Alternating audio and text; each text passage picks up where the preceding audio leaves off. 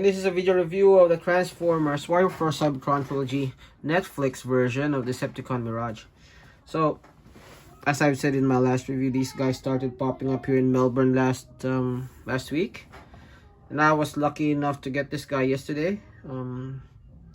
Overall, I've been really unlucky with Mirage figures. I missed out on the Classics one.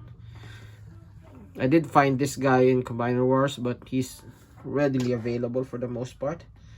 I've been trying to find the regular release of this guy, and the only versions I've been able to find is this Decepticon version and this. It's not too bad, but you know, fragile invisible version. I have a review of this guy up on my channel, but yeah, as you know, I have a lot of apprehensions when it comes to clear plastic figures. I like to fiddle around with my figures, so this is not the kind of material that's right for me just because of how fragile it is.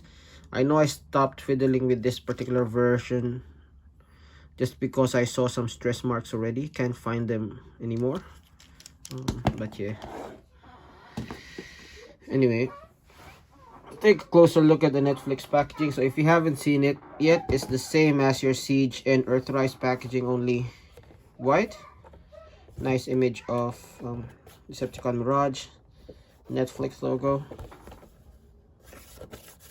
black and red version of the artwork, and Mirage in vehicle and robot mode. I don't know what that logo means. It does have this you know, Netflix user selection screen thing, which is nice. And I guess the most glaring thing about Decepticon Mirage is basically the fact that he's a Decepticon.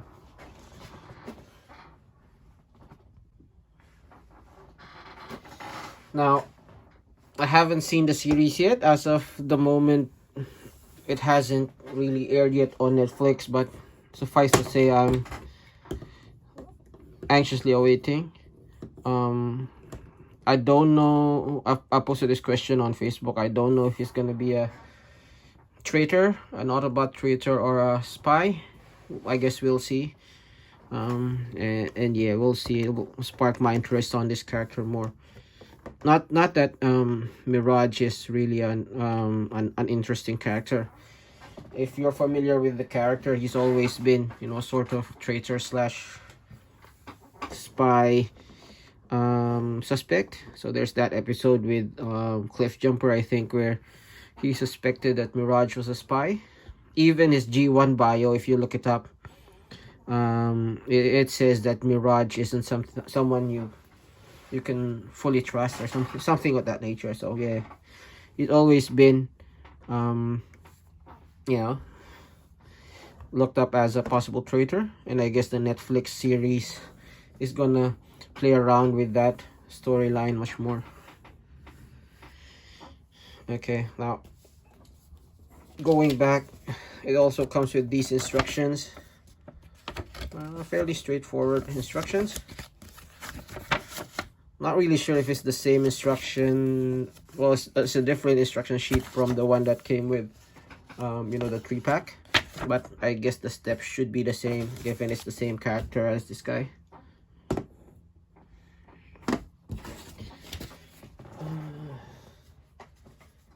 He does not come with blast effects. These blast effects came with Hotlink, and this one came with the aimless.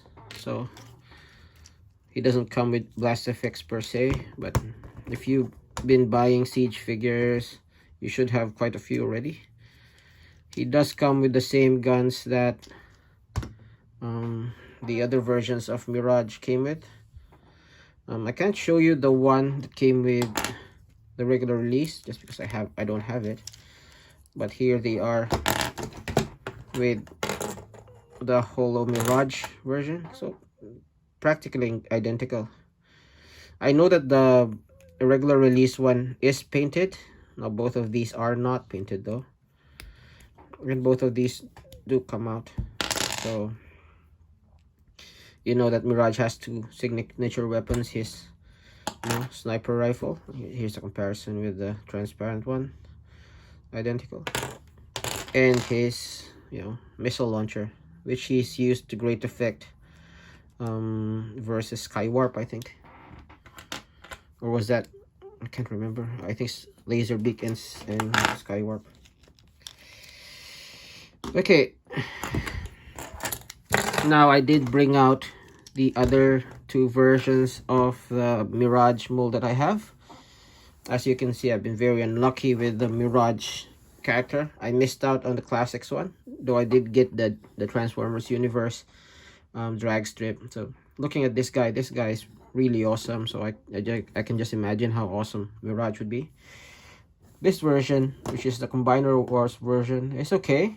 It's also very readily available at that time, so yeah, wasn't able to, well, it's not something that you'll miss out if you're actually looking for it. The G1 version of this guy, however, I missed out. It never appeared here, it never came out here in Melbourne. Oh, stand up, man, stand up. Yeah. And then when I went to Singapore and Manila a few months back, I never found him as well. So yeah, really unlucky. I was able to pick up this guy in Manila, but you know, it's like a poor consolation prize. Hopefully I'll get the version of this guy with these colors. We'll see. So just to give you a rough idea of how he stands with the other versions of the mold, this guy has always been a very tall deluxe. But yeah, I think they're about the same scale. These two in particular, about the same scale, though this guy is a bit more, you know, wide, and this is a bit more accurate to how he looked in the G1 in robot mode, except for the colors, of course. Now putting these two aside, let's take a closer look at, let's just compare these two. Now, as you know, these are almost identical in terms of the mold, except for the head. So if you're not aware, this Holo Mirage has a more G1 accurate head. So it has some sort of like pseudo faceplate, while this comes with the face.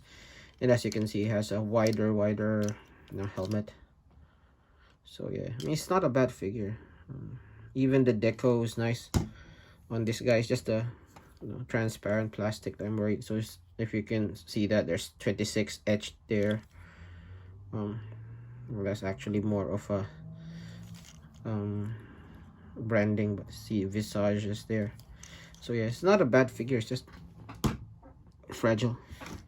Now looking at this guy, I really love the coloration of this guy, similar to how I liked Hotlink. I don't know where Hotlink is, but yeah, the paint on this guy is really awesome. You see the gradients between the grays and the blues, the purples and the grays. It's really nice. I do have some gripes on the black splotches, which will be more apparent in vehicle mode, but in robot mode, these black patches do look nice. Also, if you're not familiar, this guy is actually molded in this gray plastic. So aside from the wheels, the hands and the shoulders, everything is molded in that gray plastic, and everything else, every other color you see, is actually paint. So this guy is not lacking in paint. That gives him the distinct advantage of not only looking nice, but you know, all the painted parts make a lot of the joints tighter as well. So yeah, feels really premium. Looking at the head sculpt, as you can see, while this guy is painted as the face is painted silver, and I would be guessing the normal release Mirage will also have a silver face, this guy's face is actually more gunmetal. So yeah, that's cool as well.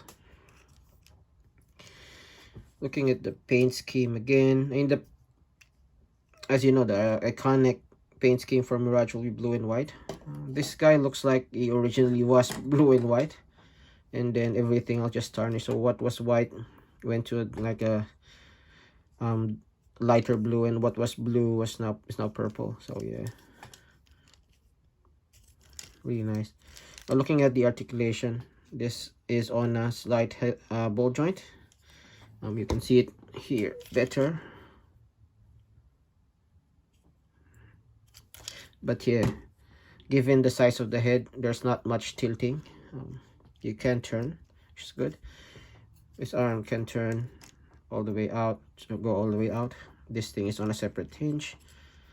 Swivel 90-degree bend there, and hands that go in and out. You can use this as a butterfly joint if you wanted to. Waist swivel. No real ab crunch. Legs go all the way out, forward, back, not hindered at all. Swivel. Hinge at the knee, almost 90 degrees. These tend to pop out. It's not as solid as this one, but it's not bad as well. As I said, the joints are tight, so while these don't peg in, because of the tightness of the joints, it won't, you know, pop out as well. And the feet go up and down, and there is a, I wouldn't say totally generous pivot, but it's enough for a lot of the poses. So yeah, not bad. Now it does have all the siege ports, so you can see, so you can port a lot of the weapons there. His weapons do go on the hand and on the shoulder, as per the classic Mirage look. You can also play around with the weapons. You can take that, put that under there if you wanted to. Then you can take this, make this a longer sniper rifle if you wanted to, with the scope there. Something you can do. Make it a laser sniper rifle there. So yeah, not a bad thing. Now let's quickly go over transformation. So you've probably seen the transformation of this guy multiple times, but the transformation I made on this guy is not really clear, just because you can see a lot of the detail on this guy. Hopefully transformation here will be a bit clearer. So first thing I would do is untab the shoulders, rotate the wheels in like this or out. As you can see, the head is pegged on there, so just lift it a little bit, and that will free up this part. And this part is also pegged here, so that pegs on that slot. That allows you to rotate the head in, and then remove that. Let's fold the hands in and leave that for now. Let's go do the legs. First thing you do is unpeg this part. So as you can see, that peg just frictions in there, and then there's another pegging point, if I can see it, there. See that hooks on that one, but on this version of the figure, it's not as secure. As you can see there, it just frictions there. Before you actually rotate that, make sure that's the foot is folded in, and then you rotate that down. That gives you the clearance to rotate this all the way down, and then you rotate the leg like that, and then rotate it all the way in, so that should angle inwards. There you go. As you can see, it angles inward. Then this bit just folds out. Do the same on the other leg. Rotate, fold that in, there, and then just accordion this out, and then fold this in. Make sure they meet in the middle like that. Oh, that's pegged in, and then this one will peg. As you can see, that pegs there. There's some tabs that peg these things together. Peg that.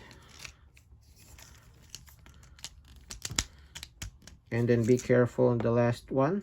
As you can see, that one actually hooks, so I won't press in and out. I'd actually hook it in like that so it won't break. Okay, so that's the legs done. Now see those pegs there, just peg them in that hole, and then these two will peg on the spaces there. So let's do that. It should peg nice and snug. Snug, there you go. And then let's just finish up on this one. So straighten these out, fold that in, peg these together. Now before you peg that, see those pegs will go onto that hole, so just peg that together, peg that in, press that in, and then these ones will just, so peg in a hole, peg in a hole, just position them together. These don't really peg tight, just rest in each other.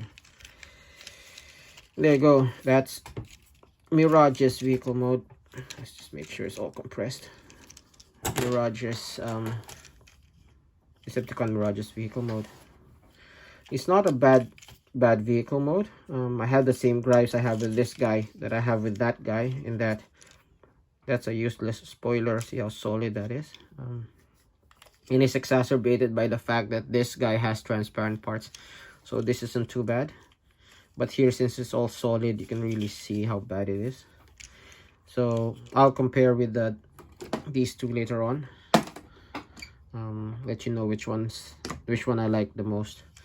That said, this is not a bad bad race car, so it's really good. It doesn't have all the decals and everything that this one, although faintly, has. This one doesn't have any of those, which is unfortunate. Otherwise it's not bad. It does roll very well, even on my very smooth surface.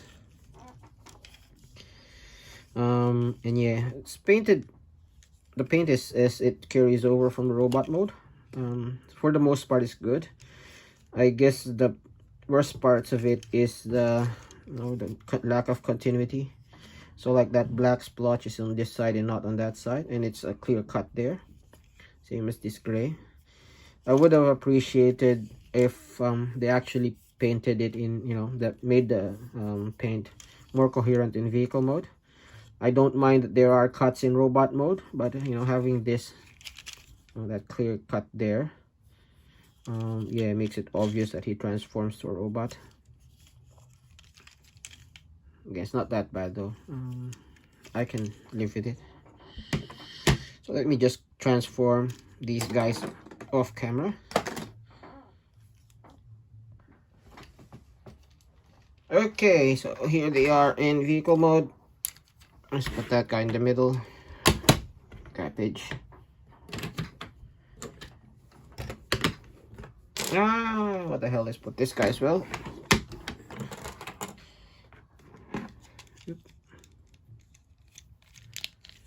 Now if you see some gaps in the transformation for this guy, that's because I purposely didn't peg him in all the way.